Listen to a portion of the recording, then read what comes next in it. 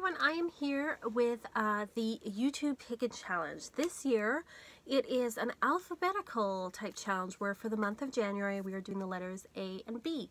So whatever subjects under those letters you can talk about. So thought I'll start with A, obviously, and I thought about animal spirits and animal guides and working with that. So I thought I would show you some of the animal decks I have and books about animals, because I do work a little bit with animal guides, animal spirits, that kind of thing. I think that they are,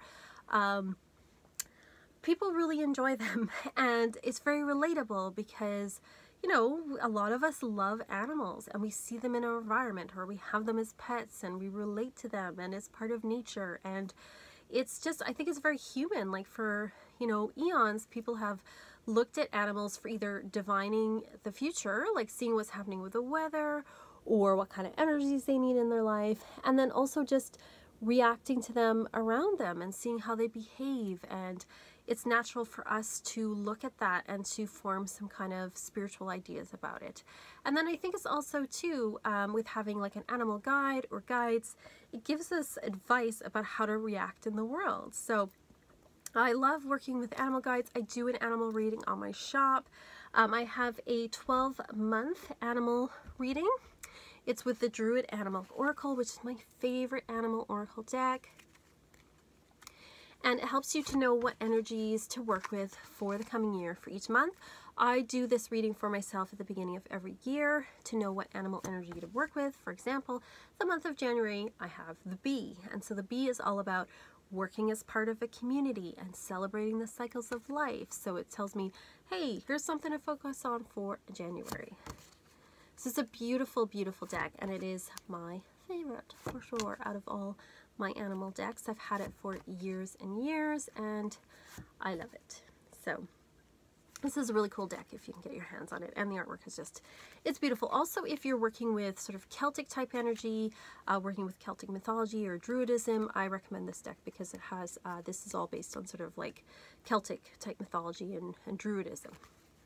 The next animal deck I have, which is okay, is the Stephen Farmer Messages from Your Animal Spirit Guides. Now this has more variety of animals. It's just not just Northern European type animals.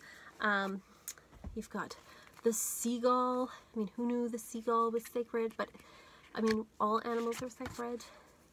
You know, snow leopard. The artwork's really nice. The only thing I don't like is the texture. This very thick kind of cardstock that has almost like a cardboard corduroy texture to it. It's really strange texture that I don't quite like.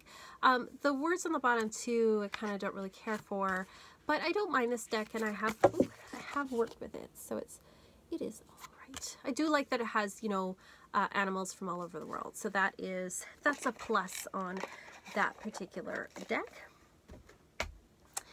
The next deck that I have is the Medicine cards, which I've got this year. I'm on the fence about this deck. I think it's a nice deck for sure. I'm just not really sure how I'm gonna work with it. It's based on North American animals, and this deck's been around for a long time. I think the late 80s or early 90s. It comes with a really great book. Got a nice hardcover book with it.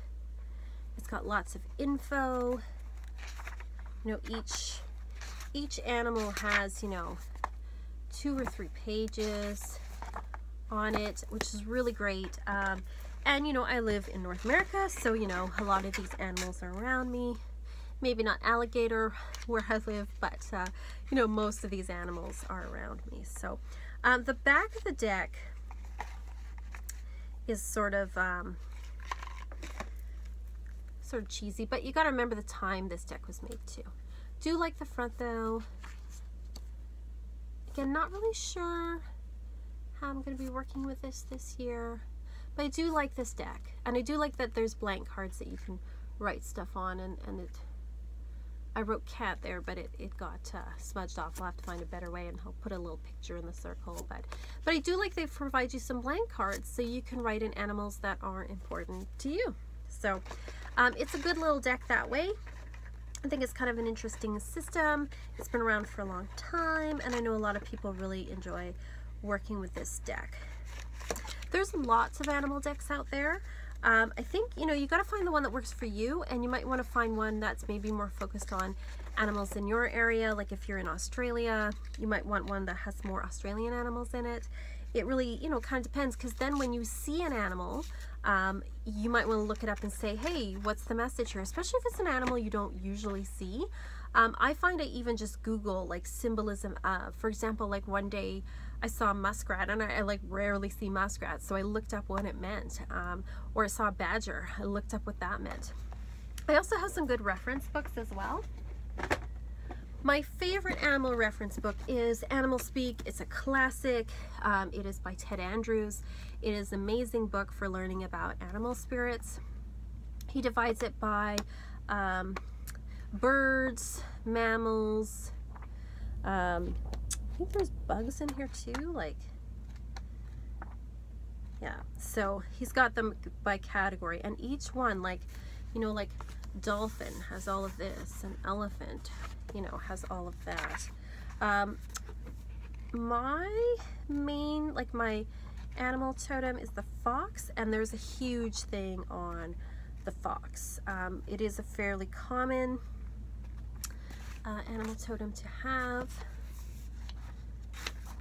It's just pages and pages of it. So lots and lots of information.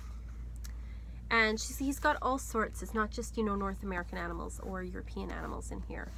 There's all sorts of animals in this book. There's birds, there's fish, there's amphibians and reptiles. So it's a really great resource. And then I also picked this one up recently called Animal Frequency. And again, it's got loads of different animals. Like it's got the clam. It's alphabetical. Cockroach of all things, but hey, cockroaches are sacred too. We all have a purpose to be here. And it divides it too by let's see, trying to find the, okay, so wild animals, domestic animals, and mythical animals. So the nice thing about this book is it has things like dragons and griffins and things. And I mean, obviously you're not going to see that walking around, but you might see a symbol of one, like something in a logo or something. And maybe you're like, that's kind of interesting. You know, and especially if it keeps popping up, and you might want to go see what that thing means. So for example, this one here has sheep, and it says traits, has talents, challenges, primary colors, element, appearances, so what happens when a sheep appears, what that kind of means, assists you, what it's assisting you with, and what frequency, like what sort of tone, like energetic frequency it's on. So it's kind of an interesting book. I haven't worked with it too much, but I do want to work with it some more. But these are my, like, this is my main animal book, I would say. And again, I don't have a ton of books about animal guides or spirits, but the ones I do have, like this one, I do use a lot, and I really, really love it. So yeah, that's how I kind of work with animal guides. I mean, I have like my main, like I said, animal spirit guide, and it came to me in a dream. People ask me, how do I find my animal guide? How do I find my totem animals? To be honest, I don't really know. There's lots of guided meditations out there that can help you, but because it came to me in a dream, you know, I can't tell someone, well, wait till you have a dream about it. I mean, maybe you will, but maybe you won't, right? So that's something that I don't. Some people are really talented at even looking at people and saying, oh, I think your guide is this. But another thing to pay attention to is if a particular animal keeps coming up, like the symbol keeps coming up, or people keep giving you an item with this animal on it. That could be a really big clue. Like I have a friend, people kept giving her frog things, and it's because frog is her spirit, like her animal. And you may have animal guides around you for a set period of time. Maybe they're helping you, that energy is helping you with things for a specific period of time. Like there was a time where I saw a lot of owls, and I looked up what owl meant, and I really needed that energy at that time. So pay attention to things like that too. So that's my thoughts on animal guides and animal cards. If you have any animal cards that you love, please put in the comments below, or animal books that you think are really great reference books. Let me know. I'd love to hear all about it. See you next time.